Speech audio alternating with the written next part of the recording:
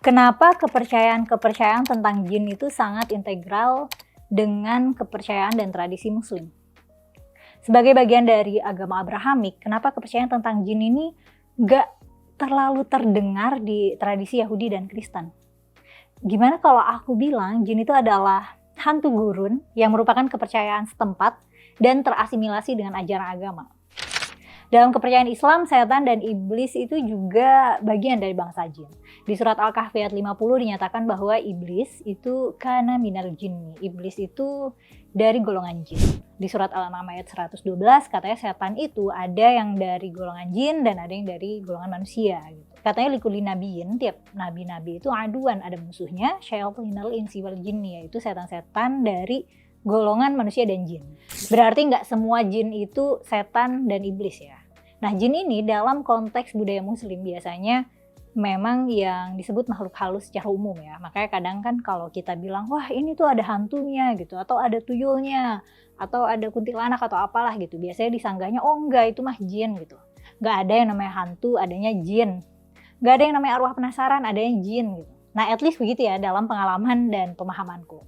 Secara historis, Yahudi dan Kristen itu kan punya sejarah yang linear ya sama sejarah Islam. Tapi di tradisi mereka secara umum nggak ada kepercayaan tentang jin. Dalam tradisi Kristen dan Yahudi terdapat konsep makhluk spiritual gitu, seperti malaikat dan setan yang masing-masing berperan sebagai pembawa pesan ilahi dan penguji keimanan manusia gitu. Tapi konsep jin sebagai entitas terpisah itu nggak ada gitu. Nah, secara konsep di dalam ajaran Islam, jin itu setara sama manusia, diciptakan untuk jadi hamba Tuhan. Dan ada jin yang jahat, ada juga jin yang baik gitu. Ada yang kafir, ada juga yang muslim. Sebelum lanjut, aku mau ngumumin kalau aku juga bikin konten yang secara eksklusif hanya bisa diakses oleh member. Konten-kontennya aku kurasi berdasarkan tingkat sensitivitasnya karena akan dibutuhkan kebijaksanaan ekstra untuk nyimak konten yang ekstra sensitif ya. Biaya membershipnya Rp19.000, 19 ribuan sih tepatnya. Dan kenapa aku pisahin ini ya karena supaya yang nonton tuh emang yang pengen nonton aja gitu dan ngasih konsen untuk mau nonton. Jadi kalau tertarik bisa join ya, tombolnya ada di sebelah subscribe. Lanjut lagi, jin secara kepercayaan itu merupakan kepercayaan lama ya.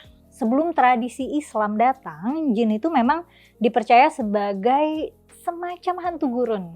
Nah, kepercayaan tentang jin ini cukup distintif nih di Arab pra-Islam meskipun nggak secara absolut ya. Ada juga catatan-catatan lama bangsa Asyur dari Mesopotamia kuno tentang jin dan ada juga dari tradisi Zoroaster. Nah, menurut kepercayaan orang Arab, jin itu bisa jahat, bisa baik, bisa melakukan penculikan, bisa melakukan pencurian, bisa kawin sama manusia, bisa merasuki orang, bahkan bisa membunuh. Bisa juga shapeshifting atau berubah rupa ya, jadi hewan gitu. Biasanya kucing hitam, anjing hitam, ular hitam, kalajengking hitam, burung, reptil, macam-macam lah ya. Oh, dan bisa juga menyerupai manusia. Ada riwayatnya. Oh, dan bisa jadi penjaga juga gitu kayak yang kita bilang hodam-hodam itu atau jin korin, yaitu bagian dari kepercayaan bahwa ada yang namanya jin. Dan jin itu bisa aja ngedampingin kita gitu. Kamu ikut trenanya hodam-hodam itu nggak sih? Kan lucu-lucu tuh ya meme-nya. Nah, ada karya yang menarik banget nih, karya Zakaria Al-Qazwini, terbit abad 16 gitu. Dia punya buku judulnya Ajaib Al-Makhluqat atau Makhluk-Makhluk Ajaib. Atau mungkin ini versi J.K. Rowling-nya tuh Fantastic Beasts kan ya. Nah, ada deskripsi tentang hewan-hewan beneran dan hewan-hewan fantasi, termasuk makhluk mitologis kayak jin. Ada juga Kitabul Bulhan atau buku tentang keajaiban yang ditulis Hasan Isfahani di abad 14. Itu isinya tentang astronomi, astrologi, ada zodiak juga, ramalan, legenda, dan cerita rakyat yang memuat juga deskripsi tentang jin dan cerita-cerita di teks suci. Jadi sebagai gambaran dulu tuh perihal epistemologis gitu ya atau pengelompokan ilmu pengetahuan tuh nggak ketat kayak sekarang ya. Tentu ada batasan perkembangan ilmu pengetahuan ya sebabnya. Jadi gini, kalau di kita kan zaman sekarang nih di mana akses pengetahuan sangat mudah dan murah dan ilmu pengetahuan sudah maju, kita bisa nih dengan mudah menganalisis mana mitos, mana legenda, mana sains, mana pseudoscience, mana ranah moral, mana ranah fakta dan lain sebagainya ya. Jadi idealnya kita bisa dengan mudah mengidentifikasi ranah informasi.